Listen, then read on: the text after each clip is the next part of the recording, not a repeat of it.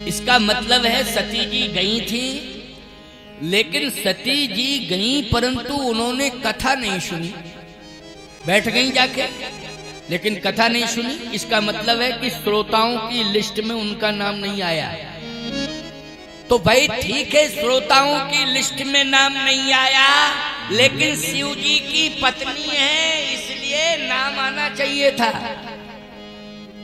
लेकिन यहाँ शिव जी की पत्नी के रूप में भी नाम नहीं आया। चले भवन संग दक्ष कुमारी, नाम आया है कि दक्ष की बेटी के साथ जा रहे हैं। किसके जा रहे हैं? दक्ष की बेटी के साथ। आपको एक बात बतावें, अगर तुलना करी जाए तो भगवान शिव का व्यक्तित्व और दक्ष प्रजापति का व्यक्तित्व, अगर दोनों के व्यक्तित्व का मूल्यांकन किया जाए तो बोलो भारी व्यक्तित्व किसका है, बड़ा व्यक्तित्व किसका है? जल्दी बोलो। भगवान शिव का है। बोलो है कि नहीं? क्योंकि शिव जी विश्वनाथ हैं, ये राजा है तो एक राज्य का मालिक हो सकता है, लेकिन भगवान शिव तो विश्वनाथ हैं, विश्व के मालिक हैं। और आपको एक बात बतावें, ये केवल राजा ही है, लेकिन भोलेनाथ तो आप जानते हो क्या है, राजाओं के भी राजा हैं। बड़े बड़े राजा अगर अपनी राजधानी को बचा पाए हैं तो शिव जी का अभिषेक करके, शिव जी का पूजन करके, है ना, उनकी कृपा से। इसलिए शिव जी का व्यक्तित्व बड़ा है। तो फिर ये जरूरत क्या पड़ गई, चलो भवन संग दक्ष कुमारी। बेटी का परिचय बाप तक तब सीमित है जब तक उसका विवाह नहीं होता है, तभी तक परिचय दिया जाता है कि ये फलाने की बेटी है। लेकिन जब विवाह हो जाता है तो परिचय किससे जुड़ जाता है? पति से। और याद रखना, पति भी साधारण नहीं है, विश्वनाथ है। और विश्वनाथ है लेकिन महिमा त्रिभुवन में है, केवल विश्व में नहीं, तीनों लोकों में है। विश्वनाथ मम नाथ पुरारी, उत्र भुवन महिमा विदित तुम्हारी। प्रभु महिमा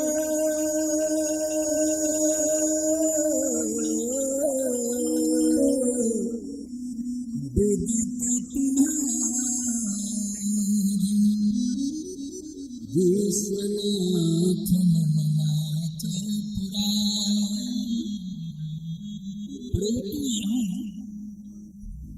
परिचय दे दिया है।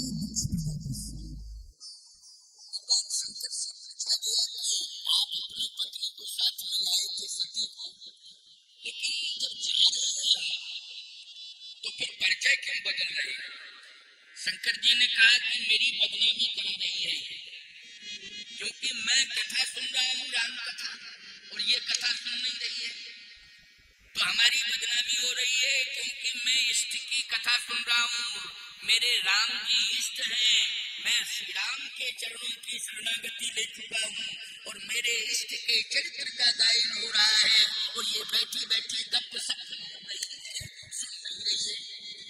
बैठी बैठी गपशप मार रही है, सुन नहीं रही है। इसलिए इसे हम श्रोताओं की लिस्ट से दूर कर रहे हैं और इसको इसके बाप की लिस्ट से जोड़ रहे हैं। बाप की लिस्ट से जोड़ रहे हैं। एक बात आपको बतावे, अगर पति जिंदा है और किसी नारी का वोटर लिस्ट में नाम है, लेकिन यदि पति के स्थान पर पति का नाम नहीं है, तो याद रखना, अगर नाम पाया गया कि पिता के स्थान पर नाम दर्ज हुआ है, पिता का जब तक कुंवारी है तभी तक पिता का नाम दर्ज होगा। विवाह के बाद तो पति के नाम दर्ज हो जाता है। लेकिन आज सती जी से भगवान शिव दूर हो गए, उन्होंने अपने नाम को अलग कर दिया। अब कहा कि तू मायके जा, अब मेरे पास कोई स्थान नहीं है तेरे लिए। अब तो तू अपने बाप के पास चली जा, वही रहना बस। चले भवन संग दक्ष कुमारी, दक्ष कुमारी। प्रिय भक्तों, भगवान शिव अनमनस्क हो गए, उदासीन भाव में आ गया। सती जी के प्रति जो प्रेम था, उस प्रेम को भगवान शिव ने आज अपने पास रख लिया, प्रेम को खींच लिया। कहा कि तेरा प्रेम अगर मुझसे होता तो मेरे इष्ट के प्रति होता, कथा से भी प्रेम होता, लेकिन तेरे पिता का प्रेम राम से नहीं है, तेरे पिता का प्रेम कथा से नहीं है, तेरे पिता का प्रेम भगवान से नहीं है, तेरे पिता का प्रेम तो अभिमान से है। इसलिए तू अभिमान से जुड़ जा, क्योंकि अभिमान के कारण ही कथा नहीं सुनी। बोलो किसके कारण नहीं सुनी? अभिमान के कारण कथा नहीं सुनी।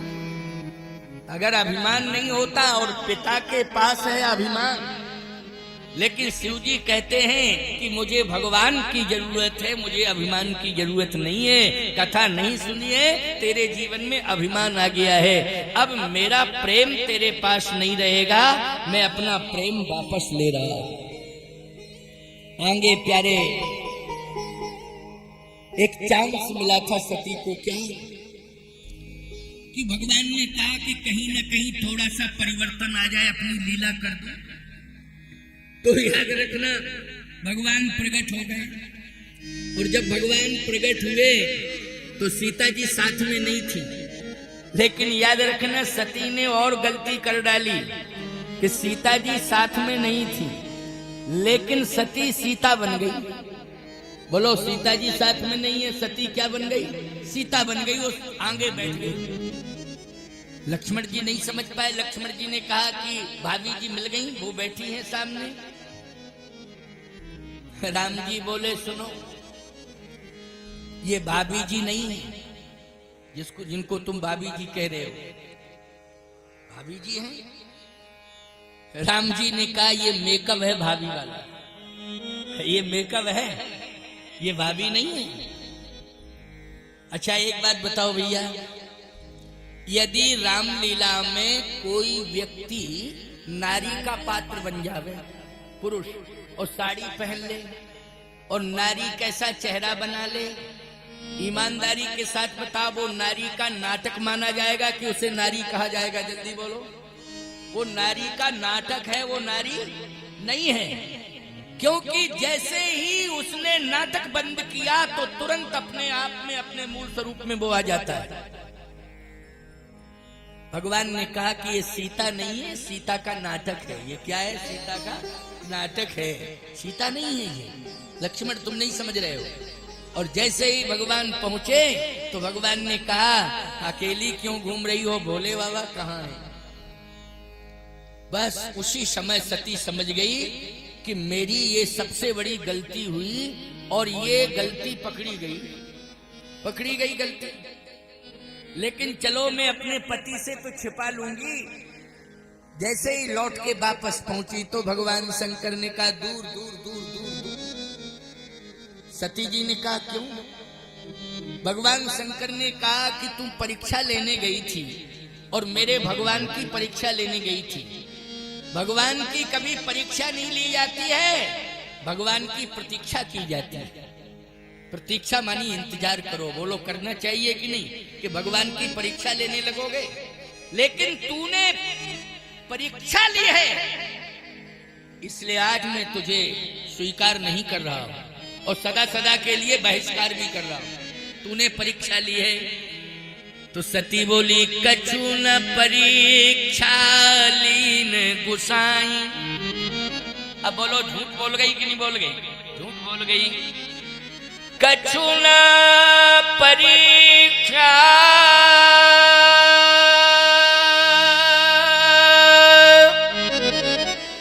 लीन गुसाई,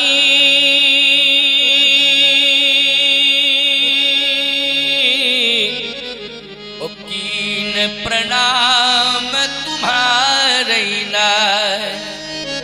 कछु न परीक्षा लीन गुसाई, मैंने परीक्षा नहीं ली, आप ब्रह्म हो। बस मैं तो प्रणाम करने गई थी, वो प्रणाम करके चली आई।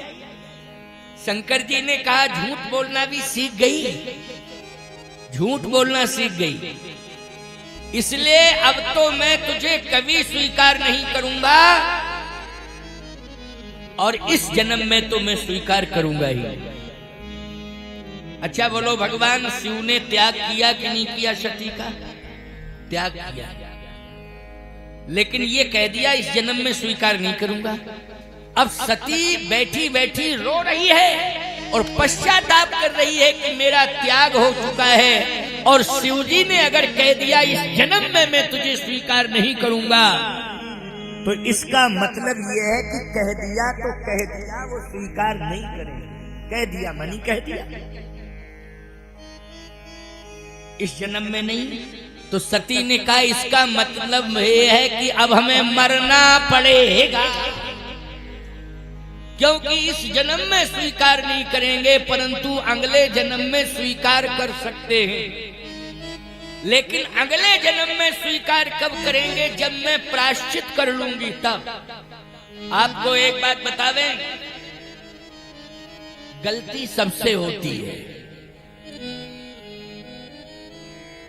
मानव शरीर में गुण और दोष हैं, याद रखना, ये कोई भी व्यक्ति चैलेंज नहीं दे सकता है कि हमारे अंदर कोई दोष नहीं है। अगर दोष हैं तो गलतियां होंगी, लेकिन प्रिय भक्तों, अगर आपने गलती को स्वीकार कर लिया और ये संकल्प ले लिया कि अब हम दोबारा दोहराएंगे नहीं, तो याद रखना वो गलती जो आपने की है उसके लिए परमात्मा की अदालत में माफी मिल जाएगी। आपको हनुमान जी के दरबार में क्या मिल जाएगी? माफी। क्यों मिलेगी माफी? इसलिए कि आपने ये कह दिया है कि गलती मुझसे हो गई, लेकिन अब मैं दोबारा ऐसी गलती नहीं करूंगा।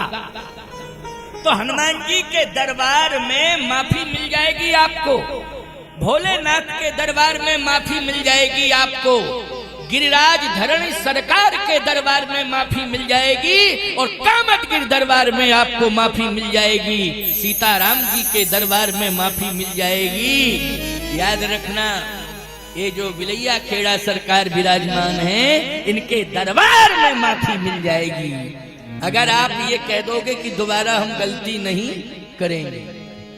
सती जी ने कहा कि अब मैं संकल्प लूंगी कि दोबारा ऐसी गलती नहीं करूंगी, लेकिन इसके लिए मुझे प्राण त्यागने पड़ेंगे, क्योंकि शिव जी ने कह दिया है कि मैं अब इस जन्म में स्वीकार नहीं करूंगा।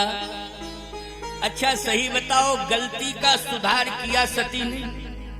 क्या सुधार किया? आप सुधार सुन लो जरा, बड़ा अच्छा भाव है, क्योंकि पहले दिन की कथा और मैं श्रोता और वक्ता के बीच में क्या भाव होना चाहिए, कौन सी गलती से बचना चाहिए, इस भाव को मैं कथा के माध्यम से बता रहा हूं। गलती ये कभी नहीं करनी चाहिए कि हम यहां आए और बैठ जाएं लेकिन कथा न सुने, बैठ जाएं लेकिन कथा न सुने, ये गलती मानी जाएगी। अच्छा दूसरी गलती ये मानी जाएगी कि आए और बीच ही में चले गए, ये भी दूसरी गलती है, बोलो है कि नहीं? और तीसरी गलती ये मानी जाएगी कि आप आए तो, लेकिन आपसे ये पूछा गया कि कथा में क्या कहा है व्यास जी ने, और आप कुछ भी नहीं सुना पाए, तो ईमानदारी के साथ बताओ ये तीसरी गलती हो गई कि आपने मन लगा के सुना नहीं। ये गलती तीसरी गलती है, ये गलती कभी नहीं करना। और यदि धोखे से ये गलती हो जावे कि आप जो है किसी विशेष परिस्थिति में कथा के बीच से चले गए, तो याद रखना इसके लिए आप हनुमान जी से क्षमा मांग लेना कि हे प्रभु आज विशेष परिस्थिति आ गई इसलिए मुझे जाना पड़ रहा है, लेकिन कल से आप कृपा करना कि मैं बिना किसी विघ्न बाधा के पूरी कथा सुनूं, ये आप कृपा करना, ये प्रार्थना कर लेना हनुमान जी से। किसी विघ्न भुना किसी विघ्न बाधा के, कोई बाधा ना आने पावे, मैं पूरी कथा सुनूं, विघ्न बाधा से आप मुझे बचाना। बस ये प्रार्थना कर लोगे तो जिम्मेवारी किसकी होगी? फिर हनुमान जी की होगी। तो आप अपनी गलतियों को स्वीकार कर रहे हैं और आप ये कह रहे हैं कि अब हम दोबारा ऐसी गलती नहीं करेंगे, तो हनुमान जी माफ कर देंगे, माफी मिल जाएगी आपको और आपका जीवन सार्थक हो जाएगा, आपका जीवन गलतियों से बच जाएगा, दोषों से बच जाएगा। तो प्रिय भक्तों, सती जी से बहुत बड़ी गलती हो गई, लेकिन सती जी ने कहा कि मुझे मरना पड़ेगा, क्योंकि इस जन्म में शिव जी स्वीकार नहीं करेंगे, परंतु मरना पड़ेगा, तब दूसरे जन्म में शिव जी स्वीकार करेंगे। लेकिन आपको एक बात बता दें, शिव जी ऐसे स्वीकार नहीं करेंगे सती को कि वो मर जावे फिर पैदा हो गए फिर स्वीकार कर ले। इसके लिए उसे तपस्या करनी पड़ेगी। तपस्या क्या है प्यारे? इस बात को सुन लो।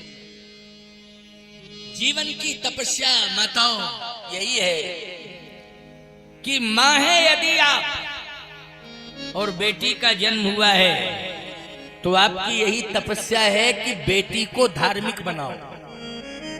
क्या बनाओ? धार्मिक बनाओ।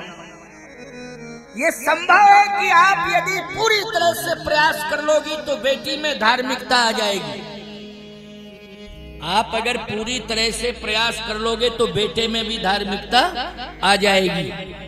जैसे एक उदाहरण दे रहा हूं, 2 मिनट का है। कयाधु प्रहलाद जी की मां कयाधु, क्या नाम है? कयाधु। पति अनाचारी अत्याचारी मिल गया। बोलो मिल गया। हिरण्यकश्यप राक्षस है, दैत्य है कि नहीं? दैत्य है, मिल गया। अब वो ये सोच रही है कि पति तो मुझे दैत्य मिल गया, लेकिन मेरा पुत्र दैत्य ना होने पावे। देखो ये किसने सोचा है? ये मां ने सोचा है कि पति तो मुझे दैत्य मिल गया, लेकिन मेरा पुत्र दैत्य न बनने पावे। इसके लिए किसने सोचा? मां ने। यानी पिता तो क्रूर है, हिंसक है, अनाचारी है, अत्याचारी है, उसको क्या लेना देना। वो कहता है मेरा बेटा तो मेरे जैसा ही होगा, लेकिन नहीं, मां होती है। पुत्र जो है दैत्य न बनने पावे, इसके लिए क्या सोचा उसने? सुनो जरा। नारद जी घूमते घूमते आ गए। नारद जी महात्मा है, तो नारद जी से प्रार्थना कर रही है कि पुत्र राक्षस ना होने पावे, उसके रोम रोम में धार्मिक संस्कार हो, रोम रोम में सुसंस्कार हो, रोम रोम में उसके राम बस जावे, ऐसा पुत्र मिले मुझे। क्योंकि पति से अगर कष्ट मिलता है तो पत्नी सोचती है कि नहीं, जब मेरा पुत्र होगा तो निश्चित रूप से वो मुझे सुख देगा। क्यों? पुत्र के द्वारा मुझे सुख मिलेगा, निश्चित रूप से सुख मिलेगा। आशा लगा के रखती है कि मेरा पुत्र मेरी सेवा भी करेगा और मुझे सुख प्रदान करेगा और निश्चित रूप से मुझे संभालेगा, ये विश्वास रहता है। लेकिन अगर पुत्र भी राक्षस मिल जावे तो ईमानदारी के साथ बताना, जीवन नरक हो जाता है और ये धिक्कारने लगती हैं अपने भाग्य को कि ऐसी मैं अभागनी पैदा हुई हूं कि पति भी मुझे राक्षस मिला और संतान भी हमारी राक्षसी हो गई। तो चिंता कर रही है कयाधु। नारद जी जैसे ही पधारे तो चरण पकड़ लिया, कहा महाराज एक प्रार्थना है मेरी, कोई ऐसा उपाय बताओ कि मेरे संतान में राक्षसत्व न आने पावे, मेरी संतान में धर्म हो, मेरी संतान के रोम रोम में राम हो और मेरी संतान के हाथ से सत्कर्म हो। कहा पुत्र कहाँ है? कहा पुत्र तो उदर में। कहाँ है? उदर में। गर्भ में थे प्रहलाद जी, याद रखना। अच्छा, एक ही उपाय है। क्या? कि तू मन लगा करके सत्संग सुन। सत्संग सुनाएगा कौन? नारद जी ने कहा कि मैं वक्ता हूं और तू श्रोता है। मैं कथा कहूंगा और एक एक शब्द को ध्यान से तू सुनना, और अगर तूने मन लगा करके एक एक शब्द मेरी वाणी से सुन लिया तो तेरे उदर में पलने वाले संतान के अंदर संस्कार कथा के आ जाएंगे और रोम रोम में राम बस जाएगा और महान भक्त बनकर के पैदा होगा। और बोलो भाई, जैसा नारद जी ने कहा वैसे ही हुआ कि नहीं हुआ? तो मन लगा करके कथा किसने सुनी? माँ ने सुनी कथा। तो माँ ने जब कथा सुनी तो बोलो भक्त प्रहलाद के रोम रोम में राम आ गए कि नहीं आ गए? भक्त प्रहलाद भगत श्रोमणि भय प्रहलादू। इसलिए मैं कहता हूँ कि बचपन से ही संस्कार दिए जाएं बच्चों को, और मैं तो कहता हूँ कि गर्भ से ही संस्कार मिलने लग जाएं धर्म कर्म सत्कर्म के, तो आनंद आ जाएगा। इसलिए कथा मन लगा करके सुनो। अगर तुम पिता की भूमिका में बैठे हो, तुम माँ की भूमिका में बैठी हो, तो कथा मन लगा करके सुनना। अगर तुम्हारी गोद में भी बेटा होगा, भले ही वो राम कथा नहीं जानता है, समझता नहीं है, लेकिन लेकर के आओगी और वो इस धर्म पंडाल में कथा मंडप में आ जाएगा, तो निश्चित रूप से मेरा दावा है कि उसके कान में कथा पड़ेगी और उसके रोम रोम में कथा समा जाएगी।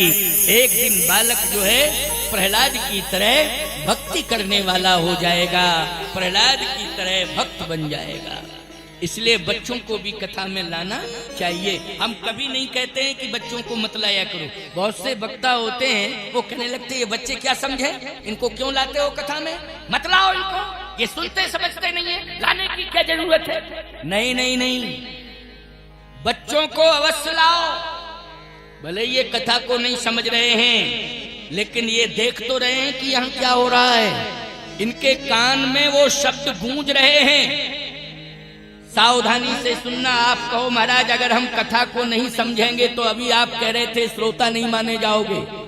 याद रखना, आप समझते हो और समझने के बाद नहीं सुन रहे हो तो गलती कर रहे हो, लेकिन कोई समझ ही नहीं रहा है तो उसकी गलती को नहीं माना जाएगा। बच्चे भले ही नहीं समझ रहे हैं, लेकिन उनकी गलती नहीं मानी जाएगी, बल्कि बच्चे यहाँ आए हैं और बच्चों के कान में ये शब्द पहुंच रहे हैं कथा के, तो मुझे पूरा पूरा विश्वास है कि शब्द बीज जब बच्चों की कर्णेंद्रिय के माध्यम से जब हृदयस्थ हो जाएगा, तो जब ये बच्चे बड़े होंगे तो वही शब्द ब्रह्म बनकर के इनके व्यक्तित्व को विशाल बना देगा, इनकी महिमा को बढ़ा देगा, इनको ज्ञान के सुमेर तक पहुंचा देगा। एक एक शब्द में भक्ति के माध्यम से एक एक रोम में भक्ति का संचार हो जाएगा। इसलिए बच्चों को कथा में अवश्य लाना चाहिए। खूब लाओ, सुनाओ बच्चों को कथा, भले ही नहीं समझ रहे हो लेकिन लाना चाहिए। हाँ, थोड़ा सा शोर करने लगे तो समझा देना चाहिए, क्योंकि बच्चे हैं। एक घर में हम ठहरे थे, छोटा सा बच्चा था। मुझे लगता है कि वो नवजात शिशु रहा होगा 3-4 महीने का। अब ठहर गए, हमारे साथ में 4-5 साधु थे। अब रात को बच्चा रोया, इतना रोया कि हम भी उठ के बैठ गए। भले ही 3 कमरे बाद वो माँ अपने बच्चे को अपने साथ लिटाई थी, लेकिन रात में शांत माहौल हो जाता है, तो हम बैठ गए उठ के। हमारे साथ में जो महात्मा थे बोले कहो, हमने कहा था कि गृहस्थी में रुकना नहीं चाहिए, लेकिन आप माने नहीं। अब देखो बच्चा रो रहा है, क्या समझ रहे हैं आप, कैसा लग रहा है? हमने कहा हमें अच्छा लग रहा है। बोले आपको अच्छा लग रहा है? हमने कहा बहुत अच्छा लग रहा है। घर के अंदर बच्चों का रोना अच्छा लगता है, बोलो लगता है कि नहीं? बोले फिर आपको घर के अंदर बुरा क्या लगता है? हमने कहा बूढ़ा रोए तो बुरा लगता है। तो भाई घर के अंदर बूढ़ा रोए तो बुरा लगता है, घर के अंदर बच्चा रोता है तो शगुन माना जाता है। इस घर के अंदर किलकारियां हैं, इस घर के अंदर बच्चों का कलरो गान है। बोलो भाई अच्छा लगता है कि नहीं लगता है? हमने कहा गृहस्थी का मतलब क्या होता है? गृहस्थी का मतलब होता है कि वंश चलाने वाला आ गया। क्यों भाई? वंश चलाने वाला आ गया है, इस वंश को आगे बढ़ाने वाला आ गया है। इसलिए कभी ऐसा नहीं सोचना चाहिए कि बच्चे रोने लगते हैं। बच्चे रोते हैं, उनको शांत किया जाता है, बच्चे बोलते हैं, उनको शांत किया जाता है। लेकिन बच्चों को अवश्य ही, मंदिर जाओ तो जरूर बच्चों को ले जाओ, कथा में आओ बच्चों को अवश्य ले आओ, साधु संत महात्माओं के पास प्रणाम करने जाओ, बच्चों को अवश्य ले जाओ, प्रणाम करवाओ। ये हमारा धर्म कहता है, ये हमारा शास्त्र कहता है। इसलिए आइए सुनिए जरा। सती जी ने कहा कि अब मुझे दूसरे जन्म में शिव जी को अगर प्राप्त करना होगा तो कैसे प्राप्त करूंगी। पिता के यहाँ गई यज्ञ में, वहीं योगाग्नि में जल रही है, योगाग्नि के माध्यम से अपने शरीर को शांत कर रही है शिव जी को प्राप्त करने के लिए। लेकिन यज्ञ भगवान से पूछ रही है कि मेरे मरने पर आप को कैसा लगेगा। यज्ञ भगवान ने कहा कि तू मरेगी तो बाधा खड़ी हो जाएगी, क्योंकि तेरा पिता संकल्प लेकर के यज्ञ कर रहा है, और यज्ञ में अगर कोई परिवार का सदस्य मर जाए बीच में तो बोलो यज्ञ में बाधा खड़ी हो जाएगी कि नहीं हो जाएगी। लेकिन सती जी ने कहा ये यज्ञ मुझे अच्छा नहीं लग रहा है। यज्ञ भगवान, क्या आप संतुष्ट हो। भगवान, यज्ञ भगवान ने कहा मैं संतुष्ट नहीं हूं। क्यों? कहा जिस यज्ञ में शिव का सम्मान नहीं होता है वो यज्ञ सफल नहीं होता है। याद रखना, सुनते जाओ धीरे जी। मैं अपनी बात को कह रहा हूं, लेकिन धैर्य धारण करके आपको सुनना पड़ेगा और एक एक शब्द को सुनना, इसके लिए धैर्य आवश्यक है। कहा कि जिस यज्ञ में शिव का सम्मान नहीं होता है, यज्ञ भगवान ने कहा वो यज्ञ सफल नहीं होता है और मैं संतुष्ट नहीं होता।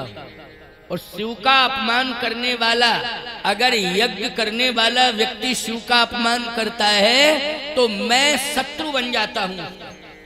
देखो, यज्ञ से बड़ा कोई मित्र नहीं है और यज्ञ से बड़ा कोई शत्रु नहीं है। अगर आप यज्ञ में देवी देवताओं का ध्यान रख रहे हैं, देवी देवताओं का सम्मान कर रहे हैं, तो यज्ञ आपका मित्र है। और यदि आपने देव नहीं महादेव का ही अपमान कर दिया है तो यज्ञ आपका शत्रु बन जाएगा। प्यारे, यज्ञ आपका नहीं होगा, वो शत्रु बन करके स्वयं नष्ट हो जाएगा, आपको नष्ट कर देगा। यज्ञ भगवान ने कहा कि मैं संतुष्ट नहीं हूं, तो सती जी ने कहा कि जब आप संतुष्ट नहीं हैं तो फिर मैं भी संतुष्ट नहीं हूं, क्योंकि मेरे पति का अपमान हुआ है। यज्ञ भगवान ने कहा कि मेरे भगवान का अपमान हुआ है, शिव जी का अपमान मानी मैं बर्दाश्त नहीं कर सकता हूं। उसी समय सती ने कहा कि आपसे मेरी प्रार्थना है कि अगले जन्म में मुझे शिव पति के रूप में मिले, क्या इतना वरदान दे सकते हो। सावधान, यज्ञ भगवान ने कहा कि सती, जो कष्ट मुझे था वही कष्ट तुझे। यज्ञ भगवान कह रहे मुझे भी यही कष्ट था कि शिव जी का अपमान हो रहा है, और तुझे भी यही कष्ट हुआ है कि शिव जी का अपमान हो रहा है। इसलिए तूने मेरे कष्ट को समझ लिया है और मैंने तेरे कष्ट को समझ लिया है। इसलिए जाओ, मैं वचन देता हूं कि अगले जन्म में भगवान शंकर ही तुम्हें पति के रूप में प्राप्त होंगे, पति के रूप में प्राप्त होंगे, मैं वचन देता हूं। तो उस यज्ञ से सती जी को अगले जन्म में भगवान शिव पति के रूप में मिले। लेकिन याद रखना, उसी यज्ञ के माध्यम से किसकी मौत हुई? दक्ष प्रजापति की मौत हुई। बोलो, हुई मौत की नहीं? और सावधानी से मेरी बात को सुनना, दक्ष प्रजापति का सिर काटा गया, लेकिन दोबारा सिर लगा तो बकरे का लगा। बोलो, किसका लगा? बकरे का। अब फायदा क्या मिला? क्योंकि बकरा मैं करता है। क्यों? बकरे की आदत क्या है? बकरे का शब्द निकलता है मैं। वो अभिमानी व्यक्ति क्या कहता है? मैं। वो भी मैं। क्यों? मैं मानी अभिमान होता है। मैं मानी क्या होता है? अभिमान। तो जो अभिमानी व्यक्ति होता है वो भी मैं। और बकरा क्या कहता है? बोलो भाई, बकरा भी कहता है मैं। दक्ष प्रजापति को किसका सिर मिला? जल्दी बोलो। बकरे का मिला। विचार करना, यानी मर भी गया लेकिन अभिमान नहीं गया। बोलो, मर का मर गया लेकिन अभिमान नहीं गया। बोलो, रावण मर गया लेकिन अभिमान नहीं गया, इसलिए हर दशहरा को जलाया जाता है। बोलो, हर विजयादशमी को जलाया जाता है, फूंका जाता है, क्योंकि मर गया लेकिन अभिमान नहीं गया। इसलिए हर विजयादशमी को ईमानदारी के साथ बताओ, लाखों रुपया खर्च हो जाता है लेकिन लोग जलाते हैं कि नहीं जलाते हैं, फूंकते हैं कि नहीं फूंकते हैं, क्योंकि अभिमान नहीं गया। इसलिए रावण को नहीं जलाया जाता है बल्कि रावण के अभिमान को जलाया जाता है। तो जीवन में कभी अभिमान मत करना, जीवन में परिवर्तन करने का प्रयास करना। सती जी ने कहा कि बस मुझे अगले जन्म में भगवान शिव मिले, ऐसी कृपा करना।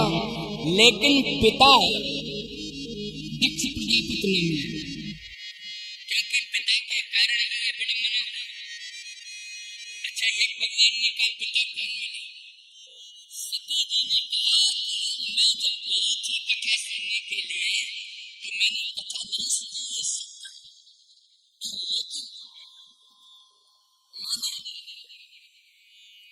कुछ लोगों से चर्चा हुई। क्या चर्चा?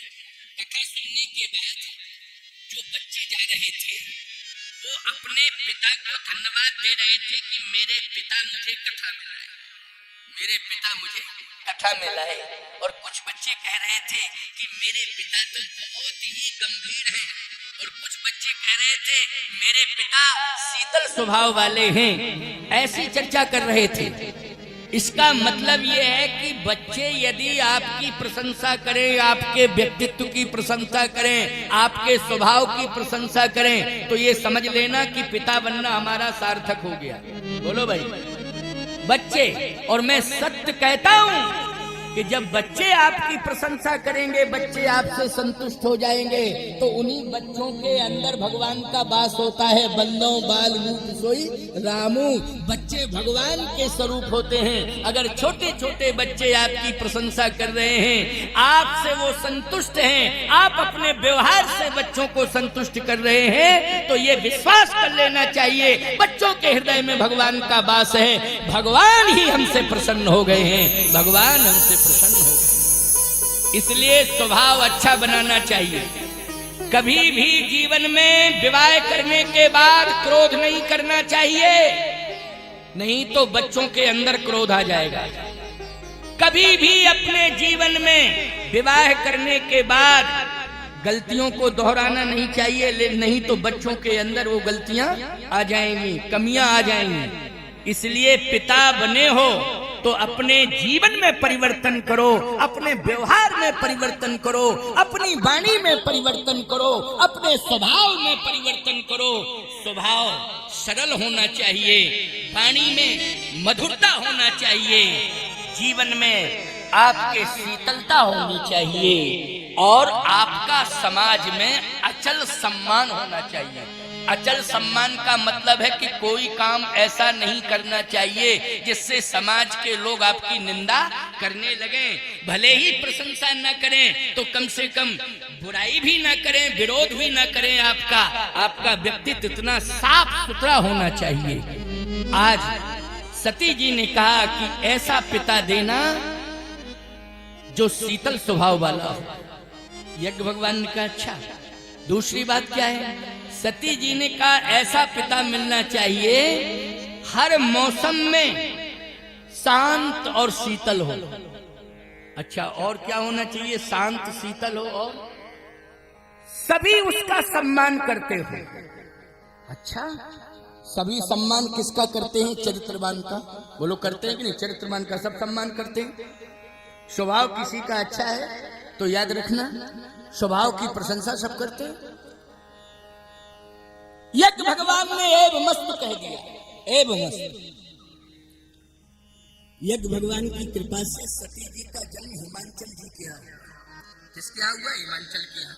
अच्छा, आप हिमालय की यात्रा करो, तो किसी भी मौसम में आप जाओगे, बोलो ठंड ही ठंड रहती नहीं, शीतल ही रहते हैं कि नहीं रहते?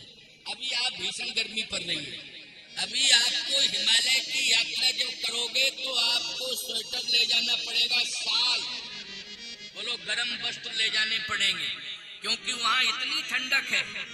हर ऋतु में शीतलता, कभी गर्म नहीं होते हिमाचल जी, हमेशा कैसे रहते हैं? शीतल।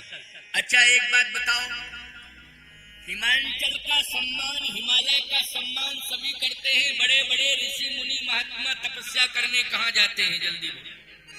बड़े बड़े ऋषि मुनि महात्मा, योगी, ध्यानी, ज्ञानी, विज्ञानी सब हिमालय में जाते हैं तपस्या करने के लिए, क्योंकि हिमालय के यहाँ जाने से उन्हें सम्मान भी मिलता है और उन्हें सुविधा भी मिलती है और साधना भी पूरी हो जाती है और किसी भी प्रकार की कोई विघ्न बाधा नहीं आती है।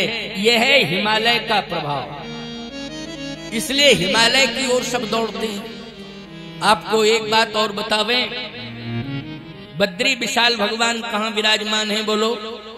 उन्होंने हिमालय में ही अपना स्थान बनाया है, बोलो बनाया है कि नहीं? अच्छा शिव जी कहाँ विराजमान है? कैलाश पर, लेकिन कैलाश भी हिमालय में ही है, बोलो कैलाश कहाँ है? जल्दी बोलो। हिमालय में है कि नहीं? तो आप सोचो जरा, विचार करो हिमालय की कितनी बड़ी महिमा है। और सत्य कह रहा हूं, हिमालय पर्वत का जितना सम्मान है, पर्वतों के राजा हैं वो, पर्वतों ने भी सम्मान दिया है, देवताओं ने भी सम्मान दिया है, महात्माओं ने भी सम्मान दिया है और आज भी हर युग में और हर ऋतु में वो सम्मान प्राप्त कर रहे हैं। ये है हिमालय की विशेषता। वही सती जी के हिमालय पिता बने, उनका नाम है हिमांचल। हिमालय का नाम क्या है? हिमांचल। इसलिए हिमांचल जो है, पिता हिमांचल के यहाँ जन्म हुआ है। जब हिमांचल के यहाँ जन्म हुआ तो एक अद्भुत चमत्कार हो गया। क्या? हिमांचल के यहाँ जब जन्म हुआ, सती जी बेटी बनकर के आई, पार्वती बनकर के आई, तो जितने ऋषि मुनि महात्मा थे वो कहने लगे हमारी तपस्या सफल हो गई। क्यों? आदि शक्ति प्रकट हो गई। कौन प्रकट हो गई हिमालय के यहाँ? आदि शक्ति प्रकट हो गई। पहली बात तो ये है, अभी मैं जहां से आ रहा हूँ नैमिषारण्य से, वहां पर ललिता अम्बा विराजमान है 52 शक्तिपीठों में। सती जी के अंग जहां जहां भी गिरे हैं वहां वहां शक्तिपीठों की स्थापना हो गई। बोलो हो गई कि नहीं हो गई? इसका मतलब यह है कि मरने के बाद सती में शक्ति आई।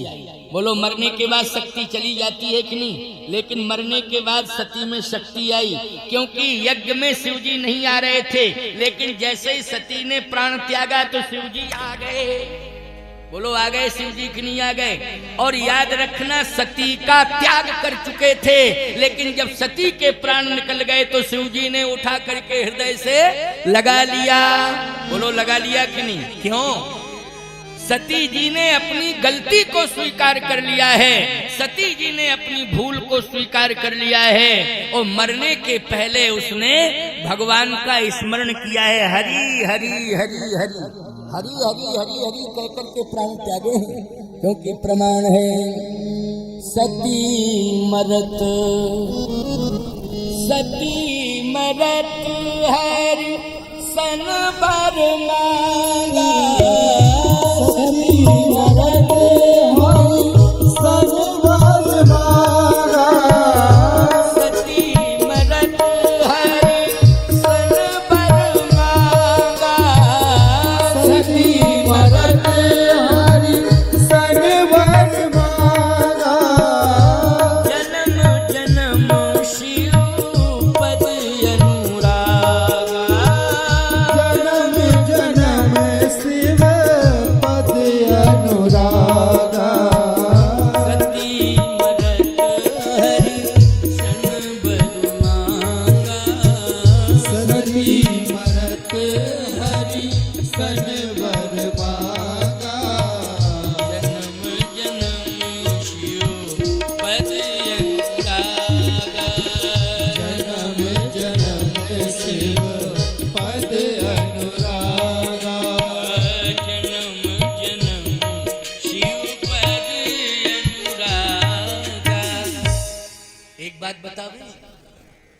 आप जिंदा हो, शिव जी नहीं मिलते, लेकिन जब आप मर जाते हो तो आपकी भस्म को शिव जी रोम रोम में लगाते हैं। क्यों भाई, प्रमाण है कि नहीं? जल्दी बोलो। ताजे मुर्दे की भस्म को भगवान शिव अपने शरीर में लगाते हैं। अरे भैया, जिंदा में शिव जी नहीं मिले, मरने के बाद शिव जी ने आपकी भस्म को रोम रोम में लगाया। इसका कारण क्या है? इसका कारण यह है कि जब आप निष्प्राण हो जाते हो, तो सनातन धर्म की परंपरा बता रहा हूं, अन्य धर्मों की बात मैं नहीं कह रहा हूं। वो अन्य धर्मों की भस्म इसलिए नहीं लगाते हैं कि अन्य धर्मों में गाड़ने की और बहाने की परंपरा है। बोलो भाई, है कि नहीं? धरती खोद के गाड़ देते हैं, बोलो गाड़ देते हैं कि नहीं? ये गाड़ने की परंपरा है। लेकिन हमारे यहाँ किसकी परंपरा है? जल्दी बोलो। जलाने की, अग्नि संस्कार की परंपरा है। हमारे यहाँ बहाई जाती है तो भस्म बहाई जाती है। बोलो, अस्थियां प्रवाहित की जाती हैं, भस्म को प्रवाहित किया जाता है। लेकिन हमारे सनातन धर्म में प्रत्येक मरने वाले जीव को अग्नि के हवाले किया जाता है, अग्नि संस्कार किए जाते हैं। अब जब अग्नि संस्कार होते हैं तो भस्म आती है, और भस्म भगवान शिव लगाते हैं। भगवान शिव जी भस्म को क्यों लगाते हैं? कारण क्या है? कारण यही है कि भगवान शिव राम नाम के प्रेमी हैं। हमारे धर्म में, सनातन धर्म में, जब कोई मरता है तो उसके पीछे चलने वाले लोग बोलो राम नाम सत्य है, राम नाम सत्य है, राम नाम सत्य है। बोलो, कहते कि नहीं कहते? अच्छा बोलो, तुम्हारे क्षेत्र में भी यही कहते कि नहीं कहते? बोलो भाई। हमारी सब कहते हैं, सबने कहा महाराज कहते हैं राम नाम। अच्छा, शिव जी साथ में चलते हैं क्योंकि वो इंतजार में रहते हैं कि आज तो हमें ताजे ताजे मुर्दे की भस्म का चांस मिला। तो भाई मिला कि नहीं? क्योंकि ये जलेगा ताजी भस्म, फिर मैं आनंद से शरीर में लगाऊंगा। तो शिव जी साथ में चलते हैं। और याद रखना, शिव जी देखते हैं कि कितने लोग राम नाम सत्य कह रहे हैं जो कभी राम राम नहीं कहते थे, वो भी उस दिन कहते हैं राम नाम सत्य है, राम नाम सत्य है। अच्छा, एक बात बता दें, दुश्मन जो कभी बात नहीं करता था, लेकिन उसमें भी परिवर्तन आ गया। उसने कहा हमारा दुश्मन मर गया, जब तक जिंदा था तब तक दुश्मन था, लेकिन मरने के बाद ये मिट्टी हो गया, हमारी दुश्मनी समाप्त है। तो बोलो, वो भी पीछे पीछे चलने लगता है। बोलो, चलने लगता है कि नहीं? भगवान शंकर कहते कितना बड़ा परिवर्तन, तूने प्राण दे के दुश्मनी खत्म करा दी, और तूने प्राण दे करके जो कभी राम राम नहीं कहते थे उनसे भी राम राम कहलवा दिया। अब प्यारे, जब तू जल के खाक हो जाएगा तो तेरी भस्म को रोम रोम लगाएंगे। हम सबसे ज्यादा प्यार कर रहे हैं तुझसे, क्योंकि तूने एक तो दुश्मनी समाप्त कर दी प्राण त्याग के। जो दुश्मन थे वो कहने लगे दुश्मनी खत्म, क्योंकि मर गया, अब काहे की दुश्मनी। लेकिन जो कभी राम राम नहीं लेते थे वो राम नाम लेकर के जा रहे हैं। तो शिव जी ने कहा कि मुझे तू अति प्रिय है, इसलिए इस मसान पर भगवान शिव इंतजार करते रहते हैं। और जब मुर्दा जल के खाक हो जाता है तो उसकी भस्म को अपने शरीर में लगाने लगते हैं, क्योंकि राम राम कहलवाने वाला आज मुझे प्रिय है। इसलिए शिव जी ने रोम रोम से जोड़ लिया। तो भगवान शंकर ने कहा, सती मैंने तेरा त्याग किया है, लेकिन तूने मरने के पहले हरि हरि हरि मेरे राम का स्मरण किया है, इसलिए अब मैं आ रहा हूँ और तुझे मैं हृदय से लगा रहा हूँ। सावधानी से सुनना। वही सती का पार्थिव शरीर लेकर के शिव जी राम राम राम राम राम राम कहते हुए जब आगे बढ़े तो जहाँ जहाँ सती के अंग गिरते गए वहीं वहीं शक्तिपीठों की स्थापना हो गई। वही शक्तिपीठ जो नैमिषारण्य में ललिता शक्तिपीठ है वो 52 शक्तिपीठों में एक है। और आज मैं सती का चरित्र आपको सुना रहा हूँ। वही सती की महिमा कि 52 शक्तिपीठों का दर्शन करके मैं एक शक्तिपीठ ललिता अम्बा की शक्तिपीठ जो 52 शक्तिपीठों में दर्शन करके मैं सीधा आपको कथा सुनाने के लिए आ गया हूँ। और बिलैया खेड़ा में आ गया हूँ, हनुमान जी महाराज के दरबार में आ गया हूँ। शक्तिपीठ वही सती का स्वरूप है, वहाँ एक अंग है। तो मैं चर्चा कर रहा था कि आज भगवान शिव ने भी हृदय से लगा लिया, क्योंकि हरि कहने से, क्या कहने से, हरि, भगवान का नाम लेने से। दूसरा कि एक एक अंग में शक्ति आ गई और शक्तिपीठें बन गई। बोलो बन गई कि नहीं? एक एक अंग में क्या आ गई? शक्ति, इसलिए शक्तिपीठें बन गई। दूसरा भाव यह है कि वही सती आदि शक्ति बन गई, पार्वती बन करके अवतरित हो गई। तो क्या बन गई?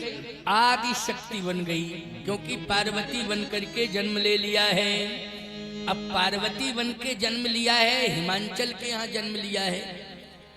हिमांचल के यहाँ, हिमांचल जी के यहाँ ऋषि मुनि महात्मा दर्शन करने आ रहे हैं पार्वती जी को, क्योंकि अद्भुत कन्या का जन्म हुआ है।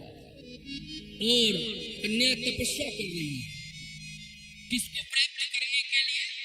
भगवान शिव को प्राप्त करने के लिए तपस्या। नारद जी ने कहा कि तपस्या किसको प्राप्त करने के लिए कर रहे हो? पार्वती जी ने कहा भगवान शिव को प्राप्त करने के लिए। अच्छा, अगर शिव जी नहीं मिलेंगे तो पार्वती जी ने कहा जन्म कोटि लग, जन्म कोटि लग लगन हमारी, बरो शंभु नत रहूं कुंवारी, बरो शंभु नत रहूं कुंवारी। हे नारद जी महाराज, अगर विवाह करूंगी तो शिव जी के साथ करूंगी, वरना मैं विवाह नहीं करूंगी, जिंदगी भर कुंवारी रहूंगी। नारद जी ने कहा कि बेटी भले ही कह दे मैं कुंवारी रहूंगी, लेकिन पिता को अपमान सहना पड़ता है कि धिक्कार है ऐसे बाप को चुल्लू भर पानी में डूब के मर जाना चाहिए जो बेटी का विवाह नहीं कर पा रहा है। बोलो भाई, सबसे बड़ा अपमान किसको मिलता है? बाप को मिलता है। बेटी भले ही कहे मैं विवाह नहीं करूंगी, नहीं करूंगी, नहीं करूंगी, लेकिन सबसे ज्यादा अपमान, सबसे खरी खोटी अगर सुननी पड़ती है तो बाप को सुननी पड़ती है। इसलिए हिमालय का इतना सम्मान है, जिसने तुम्हें बेटी के रूप में स्वीकार किया है, तुमने पिता के रूप में स्वीकार किया है। बोलो सबसे बड़ा सम्मान है कि नहीं? सबसे बड़ा सम्मान है। और गरीब से गरीब भी समय से अपनी बेटी का विवाह करता है, लेकिन तुम राजा के यहाँ बेटी बनकर के पैदा हुई हो, यदि विवाह नहीं करोगी तो सबसे बड़ा अपमान होगा तुम्हारे पिता हिमांचल। पार्वती जी ने कहा कि मैं भी समझ रही हूं कि मेरे पिता का अपमान होगा, लेकिन मैं दोबारा ऐसी गलती नहीं दोहराऊंगा जो मैं गलती पहले कर चुकी। इसके लिए अगर मैंने शिव का वर्ण कर लिया या शिव ने मेरा वर्ण कर लिया तो मेरा भी सम्मान बढ़ेगा और मेरे पिता का सम्मान बढ़ेगा, सम्मान में भी सम्मान।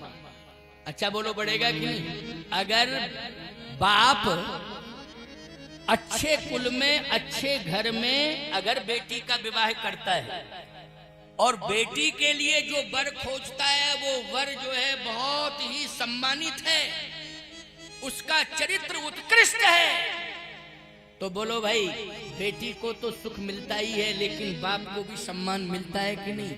तो सती जी ने कहा कि पार्वती जी ने कहा मैंने गलत निर्णय क्या लिया, अगर शिव जी के साथ विवाह हो जाएगा तो मेरे पिता का सम्मान बढ़ जाएगा। नारद जी ने कहा शिव जी विवाह करें तब ना। तो पार्वती मैया ने कहा कि इसके लिए तो पिताजी प्रयास करें, क्योंकि बेटी का जब विवाह होता है तो सबसे बड़ा प्रयास किसका रहता है? बोलो, पिता का रहता है। इसलिए मैं एक बात कहना चाहता हूँ, बेटियों तुम्हें पार्वती बनना है, अपने विवाह का संपूर्ण निर्णय, डिसीजन अपने बाप के ऊपर छोड़ दो। बाप उचित ही करेगा, निश्चित रूप से बाप तुम्हें कभी दुखी नहीं देखेगा। कोई बाप नहीं चाहता है कि मेरी बेटी का पति, मेरा दामाद किसी भी प्रकार से कोई अवगुण हो, उसमें क्यों कोई दोष हो। वो तो यही देखता है जो घर वर कुल हो अनूपा, तो करिए विवाह सुता अनुरूपा। वर में श्रेष्ठता होनी चाहिए, वर में किसी प्रकार का दोष नहीं होना चाहिए, वर का चरित्र उत्कृष्ट होना चाहिए। तो पार्वती जी ने कहा कि वो प्रयास तो करें मेरे पिताजी, प्रयास ही नहीं करें तो विवाह तो शिव जी के साथ होगा। नारद जी ने कहा कि देखो प्रारब्ध क्या बोल रहा है, इस पर विचार किया जाएगा। हिमांचल जी ने पूछा कि महाराज बड़ी लंबी वार्ता हुई बेटी से, लेकिन निर्णय क्या हुआ? नारद जी ने कहा निर्णय आपके ऊपर छोड़ दिया है कि शिव जी के साथ ही विवाह करेगी बेटी, लेकिन प्रयास तुम्हें करना पड़ेगा।